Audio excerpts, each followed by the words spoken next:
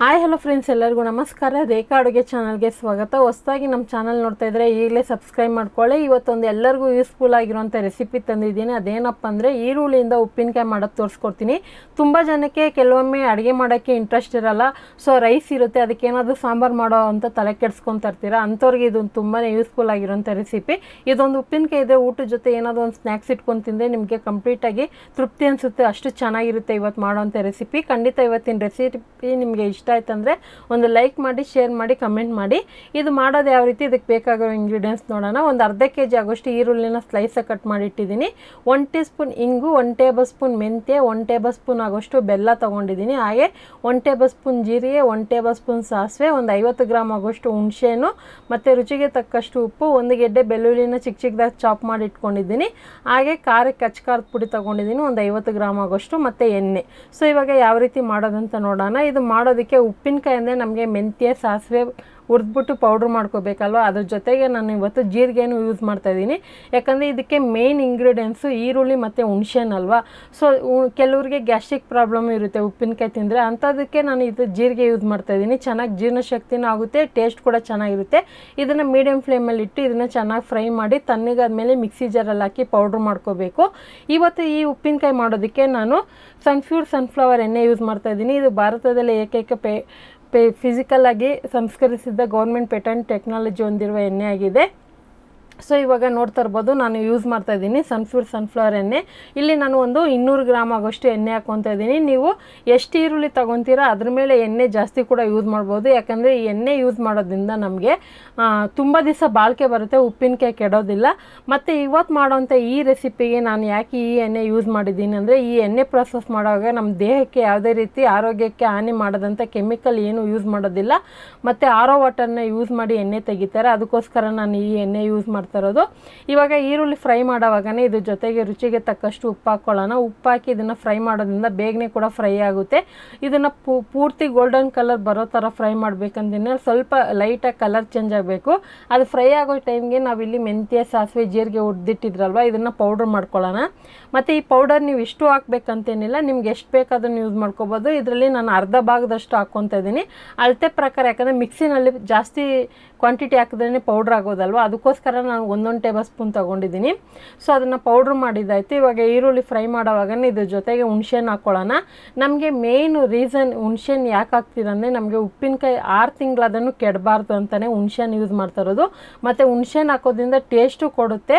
ಮತ್ತು ನಮಗೆ ಊಟದ ಜೊತೆ ಕಲ್ಸ್ಕೊಂಡು ತಿನ್ನುವಾಗ ಆ ಹುಳಿ ಫ್ಲೇವರ್ ಸ್ವಲ್ಪ ಲೈಟಾಗಿದ್ದರೆ ಸೂಪರಾಗಿರುತ್ತೆ. ಅದಕ್ಕೋಸ್ಕರನೇ ಇದು ಕಂಪ್ಲೀಟಾಗಿ ಇವಾಗ ಫ್ರೈ ಮಾಡಿದ್ದಾಯಿತು. ನೀವೇ ನೋಡ್ತಾ ಇರ್ಬೋದು, ಈ ಈರುಳ್ಳಿನ ಪೂರ್ತಿ ಗೋಲ್ಡನ್ ಕಲರ್ ಅಂತ ಫ್ರೈ ಮಾಡೋಕ್ಕೇನಿಲ್ಲ, ಮೀಡಿಯಮಾಗಿ ಕಲರ್ ಬಂದಿದೆ.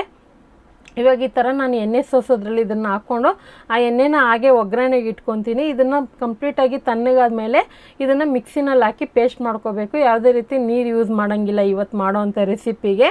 ಸೊ ಖಂಡಿತ ಈ ಎಣ್ಣೆ ಯೂಸ್ ಮಾಡೋದ್ರಿಂದ ನಮ್ಮ ದೇಹಕ್ಕೆ ಬೇಕಾಗಿರುವಂಥ ವಿಟಮಿನ್ ಬಂದ್ಬಿಟ್ಟು A, D ಮತ್ತು E ಇದೆ. ಸೊ ಅದಕ್ಕೋಸ್ಕರ ಈ ಎಣ್ಣೆನ ಯೂಸ್ ಮಾಡೋದು ನಾನು. ಇವಾಗ ನೋಡ್ತಾ ಇರ್ಬೋದು, ಈರುಳ್ಳಿ ಚೆನ್ನಾಗಿ ಫ್ರೈ ಮಾಡಿ ಎತ್ತಿಟ್ಟಿದ್ನಲ್ಲ, ಅದು ತಣ್ಣಗಾಗಿದೆ. ಇವಾಗ ಏನು ಮೆಂತ್ಯ ಪೌಡರ್ ಮಾಡಿಟ್ಟಿದ್ನಲ್ಲ, ಅದೇ ಮಿಕ್ಸಿ ಜಾರಲ್ಲಿ ಹಾಕಿ ನಾನು ಪೇಸ್ಟ್ ಮಾಡ್ಕೊತಾ ಇದ್ದೀನಿ. ಇವಾಗ ನೋಡ್ತಾ ಇರ್ಬೋದು, ಇವಾಗ ಪೇಸ್ಟ್ ಮಾಡ್ಕೊಂಡಿದ್ದೀನಿ. ಯಾವುದೇ ರೀತಿ ನೀರು ಹಾಕೋಕ್ಕೆ ಹೋಗಬೇಡಿ. ಸೊ ಈರುಳ್ಳಿನ ಫ್ರೈ ಮಾಡೋವಾಗ ಒಂದು ಸ್ವಲ್ಪ ಉಪ್ಪು ಹಾಕಿದ್ದೆ, ಮತ್ತೆ ಕೂಡ ಉಪ್ಪು ಹಾಕ್ಕೋಬೇಕು. ಇವಾಗ ನಾನು ಅದೇ ಎಣ್ಣೆಯಲ್ಲಿ ಒಗ್ಗರಣೆ ಹಾಕ್ಕೊತಾ ಇದ್ದೀನಿ. ಸಾಸಿವೆ ಹಾಕ್ಕೊತಾ ಇದ್ದೀನಿ, ಒಂದು ಅರ್ಧ ಸ್ಪೂನ್ ಆಗೋಷ್ಟು. ಸೊ ಬೇಕಂದರೆ ನೀವು ಒಣಗಿದ ಮೆಣಸಿನ್ಕಾಯಿ, ಕರಿಬೇವಿನ ಸೊಪ್ಪೆಲ್ಲ ಹಾಕ್ಕೋಬೋದು. ಸೊ ಇಲ್ಲಿ ನಾನು ಜಸ್ಟ್ ಬೆಳ್ಳುಳ್ಳಿ ಯೂಸ್ ಮಾಡ್ತಾಯಿದ್ದೀನಿ. ಕೆಲವರಿಗೆ ಬೆಳ್ಳುಳ್ಳಿ ಇಷ್ಟ ಇಲ್ಲ ಅಂದರೆ ಸ್ಕಿಪ್ ಮಾಡ್ಕೋಬೋದು. ಒಗ್ಗರಣೆಗೆ ಕರಿಬೇವಿನ ಸೊಪ್ಪು, ಒಣಗಿದ ಮೆಣಸಿನ್ಕಾಯಿ ನಿಮ್ಗೆ ಇಷ್ಟ ಇದ್ರೂ ಹಾಕ್ಕೋಬೋದು. ಹಾಗೆ ಹಿಂಗೆ ಹಾಕ್ಕೊಂಡಿದ್ದನ್ನು ಲೋ ಫ್ಲೇಮಲ್ಲಿ ಇಟ್ಕೊಂಡು ಇವಾಗ ಖಾರದ ಪುಡಿ ಹಾಕ್ಕೊತಾ ಇದ್ದೀನಿ.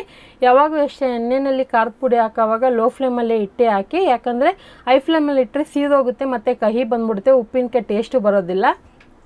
ಸೊ ಇವಾಗ ನಾನು ರುಬ್ಬಿರೋ ಅಂಥ ಈರುಳ್ಳಿ ಪೇಸ್ಟ್ ಹಾಕ್ಕೊತಾ ಇದ್ದೀನಿ. ಇದನ್ನು ಹಾಕ್ಕೊಂಡು ಲೋ ಫ್ಲೇಮಲ್ಲೇ ಇದನ್ನು ನಾವು ಫ್ರೈ ಮಾಡಬೇಕಾಗುತ್ತೆ. ಹೈ ಫ್ಲೇಮಲ್ಲಿ ಇಟ್ಟು ಮಾಡೋಕ್ಕೋದ್ರೆ ಬೇಗನೆ ಡ್ರೈ ಆಗೋಗುತ್ತೆ ಮತ್ತು ಕಲರು ಇದು ಡಾರ್ಕ್ ಕಲರ್ ಬರುತ್ತೆ. ಇವಾಗಿರೋಂಥ ರೆಡ್ಡಿಶ್ ಕಲರು ಇನ್ನು ಸ್ವಲ್ಪ ಡಾರ್ಕ್ ಬ್ರೌನ್ ಥರ ಆಗುತ್ತೆ. ಒಂದು ಸ್ವಲ್ಪ ನೋಡೋದಕ್ಕೆ ಪುಳಿಯೋಗರೆ ಗೊಜ್ಜು ಥರನೇ ಇರುತ್ತೆ, ಟೇಸ್ಟ್ ಕೂಡ ಅದೇ ಥರನೇ ಇರುತ್ತೆ. ಖಂಡಿತ ನೀವು ಮನೇಲಿ ಟ್ರೈ ಮಾಡಿದೆ ನಿಮಗೆ ಇಷ್ಟ ಆಗೋಗುತ್ತೆ ಆ ಉಪ್ಪಿನಕಾಯಿ. ಡೈಲಿ ಬೇಕಂದರೆ ಅನ್ನದ ಜೊತೆ ಕಲ್ಸ್ಕೊಂಡು ತಿನ್ನೋದಕ್ಕೆ ಇಷ್ಟಪಡ್ತೀರಾ, ಅಷ್ಟು ಸಖತ್ತಾಗಿತ್ತು ಟೇಸ್ಟ್ ಮಾತ್ರ. ಖಂಡಿತ ರೆಸಿಪಿನ ಮಿಸ್ ಮಾಡದೆ ಮನೇಲಿ ಟ್ರೈ ಮಾಡಿ ನೋಡಿ. ಕಡಿಮೆ ಕ್ವಾಂಟಿಟಿಯಲ್ಲಿ ಕೂಡ ಟ್ರೈ ಮಾಡಿ. ಹಾಗೆ ಇವಾಗ ಇದನ್ನೆಲ್ಲ ಚೆನ್ನಾಗಿ ಫ್ರೈ ಮಾಡೋವಾಗನೇ ರುಚಿಗೆ ತಕ್ಕಷ್ಟು ಉಪ್ಪು ಹಾಕ್ಕೊತಾ ಇದ್ದೀನಿ. ಇದನ್ನು ಹಾಕ್ಕೊಂಡು ಚೆನ್ನಾಗಿ ಮಿಕ್ಸ್ ಮಾಡ್ಕೊಳ್ಳೋಣ. ಆದಷ್ಟು ಈರುಳ್ಳಿ ಪೇಸ್ಟ್ ಹಾಕಿದ ಮೇಲೆ ಲೋ ಫ್ಲೇಮಲ್ಲೇ ಮಾಡ್ಕೊಳ್ಳೋಣ. ಇದೇ ನೀವು ಕಬ್ಬಿಣದ ಬಾಣಲಿ ಅಥವಾ ನಾನ್ ಸ್ಟಿಕ್ ಬಾಣಲಿಯೆಲ್ಲ ಮಾಡೋದಾದರೆ ನೀವು ಎಣ್ಣೆ ಎಲ್ಲ ಜಾಸ್ತಿನೇ ರಿಲೀಸ್ ಆಗುತ್ತೆ. ಆವಾಗ ನಿಮಗೆ ಅನಿಸುತ್ತೆ ಜಾಸ್ತಿ ಎಣ್ಣೆ ಹಾಕಿದ್ದೀನಂತ. ಸೊ ಇಲ್ಲಿ ನಾನು ಕರೆಕ್ಟಾಗಿ ಅರ್ಧ kg ಎಷ್ಟು ಬೇಕು ಅಷ್ಟೇ ತೊಗೊಂಡಿದ್ದೀನಿ ಎಣ್ಣೆ. ಇವಾಗ ಸ್ವಲ್ಪ ಲೈಟಾಗಿ ಎಣ್ಣೆ ಬಿಟ್ಟಿದೆ, ಆದರೆ ಆಲ್ರೆಡಿ ಒಂದು 2-3 ನಿಮಿಷ ಫ್ರೈ ಮಾಡಿದ್ದೆ. ಇವಾಗ ಹುರಿದಿರೋಂಥ ಮೆಂತ್ಯ, ಸಾಸಿವೆ, ಜೀರಿಗೆ ಪುಡಿ ಒಂದು ಅರ್ಧ ಭಾಗದಷ್ಟು ಹಾಕ್ಕೊತಾ ಇದ್ದೀನಿ. ಪೂರ್ತಿ ಹಾಕ್ಬೇಕಂತಲೇ ಹೇಳಿಲ್ಲ. ಸೊ ಇದ್ರ ಜೊತೆಗೆ ಬೆಲ್ಲ ಹಾಕ್ತಾಯಿದ್ದೀನಿ. ಬೆಲ್ಲ ಹಾಕೋದ್ರಿಂದ ಒಂದು ಟೇಸ್ಟ್ ಕೊಡುತ್ತೆ, ಉಪ್ಪಿನಕಾಯಿ ಲೈಟಾಗಿ ಸ್ವೀಟ್ನೆಸ್ ಕೊಡುತ್ತೆ. ನಿಮ್ಗೆ ಊಟದ ಜೊತೆ ಕಲ್ಸ್ಕೊಂಡು ತಿನ್ನೋವಾಗ ಗೊತ್ತಾಗುತ್ತೆ. ಸೊ ಖಂಡಿತ ಈ ರೆಸಿಪಿ ಇವಾಗ ಫೈನಲ್ ಆಗಿ ಮುಗ್ದೋಗಿದೆ. ಜಸ್ಟ್ ಇವಾಗ ಸ್ಪೈಸಸ್ ಮೆಂತ್ಯ ಪೌಡರು ಮತ್ತು ಬೆಲ್ಲ ಎಲ್ಲ ಹಾಕಿದ ಮೇಲೆ ಒಂದು 2 ನಿಮಿಷ ಲೋ ಫ್ಲೇಮಲ್ಲಿ ಬಿಟ್ಟರೆ ರೆಡಿ ಆಗುತ್ತೆ ನಮಗೆ ಬೇಕಾಗಿರೋಂಥ ಉಪ್ಪಿನಕಾಯಿ. ಹಾಗೆ ಈ ಸನ್ಫ್ಯೂರಲ್ಲಿ ಯಾವುದೇ ರೀತಿ ಪ್ರಾಡಕ್ಟ್ ಕೆಮಿಕಲ್ ಮತ್ತು ಕಲಬೆರಕೆ ಹೊಂದಿರೋದಿಲ್ಲ. ಆದ್ದರಿಂದ ನಾನು ಸನ್ಫ್ಯೂರ್ ಎಣ್ಣೆನೇ ಯೂಸ್ ಮಾಡೋದು. ಈಗ ನೋಡಿ ಫೈನಲ್ ಆಗಿ ನಮ್ಗೆ ಬೇಕಾಗಿರೋಂಥ ಈರುಳ್ಳಿ ಉಪ್ಪಿನಕಾಯಿ ರೆಡಿಯಾಗಿದೆ. ಖಂಡಿತ ಈ ರೆಸಿಪಿ ನಿಮಗೆಲ್ಲ ಇಷ್ಟ ಆಗುತ್ತೆ. ಏನೋ ಊಟದ ಜೊತೆಗೆ ಅನ್ನದ ಜೊತೆಗೆ ಕಲ್ಸ್ಕೊಂಡು ತಿನ್ನೋದಕ್ಕೆ ಕೆಲವರು ಉಪ್ಪಿನಕಾಯಿನ ಸೈಡ್ ಡಿಶ್ ಆಗು ತಿಂತಾರೆ. ಸೊ ಆದರೆ ಇದನ್ನು ಅನ್ನದ ಜೊತೆ ಕಲಿಸ್ಕೊಂಡು ಏನಾದರೂ ಒಂದು ಸ್ನ್ಯಾಕ್ಸ್ ಇಟ್ಕೊಂಡು ತಿಂತಾಯಿದ್ರೆ ಒಂದು ಪ್ಲೇಟ್ ಅನ್ನಲ್ಲ, ಇನ್ನೂ ಎಕ್ಸ್ಟ್ರಾ ರೈಸ್ನ ಹಾಕೊಂಡು ತಿಂತೀರ, ಅಷ್ಟು ಚೆನ್ನಾಗಿರುತ್ತೆ. ನನಗಂತೂ ತುಂಬಾ ಇಷ್ಟ ಆಯಿತು. ಸೊ ಖಂಡಿತ ನೀವು ಈ ರೆಸಿಪಿನ ಮನೇಲಿ ಟ್ರೈ ಮಾಡಿ ನೋಡಿ. ಇವತ್ತು ಮಾಡಿರೋಂಥ ಈ ರೆಸಿಪಿ ನಿಮಗೆ ಇಷ್ಟ ಆಯ್ತು ಅಂದರೆ ಜಾಸ್ತಿ ಲೈಕ್ ಮಾಡಿ, ನಿಮ್ಮ ಫ್ಯಾಮಿಲಿ ಫ್ರೆಂಡ್ಸ್ಗೂ ಶೇರ್ ಮಾಡಿ. ಹಾಗೆ ನಿಮಗೆ ಯಾವ ಥರ ರೆಸಿಪೀಸ್ ಬೇಕಂತ ಕಮೆಂಟಲ್ಲಿ ತಿಳಿಸಿ. ಮತ್ತು ಇವತ್ತಿನ ವಿಡಿಯೋ ಎಲ್ಲರೂ ನೋಡಿದ್ದಕ್ಕಾಗಿ ರೇಖಾ ಅಡುಗೆ ಚಾನಲ್ನ ಸಬ್ಸ್ಕ್ರೈಬ್ ಮಾಡಿ. ಈ ವಿಡಿಯೋ ನೋಡಿದ್ದಕ್ಕಾಗಿ ಎಲ್ರಿಗೂ ಧನ್ಯವಾದಗಳು.